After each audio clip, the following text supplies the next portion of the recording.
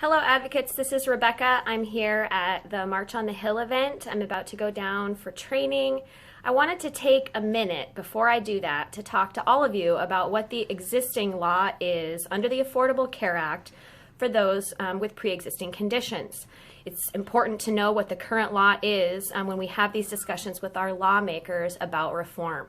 So under the Affordable Care Act, there are actually three separate provisions that work together to protect people with pre-existing conditions.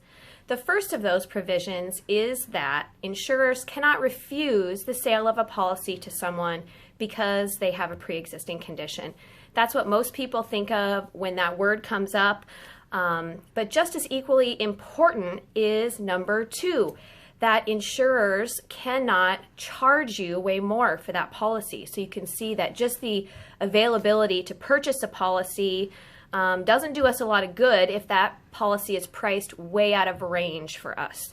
So that is just as important. And then we also have the third provision that says insurers cannot carve out coverage for your pre-existing condition.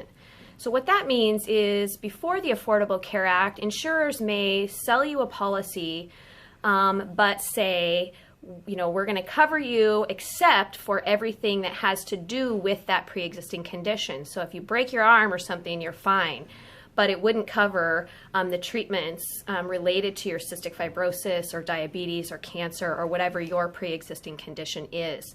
So you can see that those three provisions, like I mentioned, work together, and without any one of them, the other two can basically become worthless. So it's very important that we understand what the law is now and what our rights are now, so that as we move into reform, we know what's at stake and what's on the table. We certainly don't want to go back to a place where we can be discriminated against.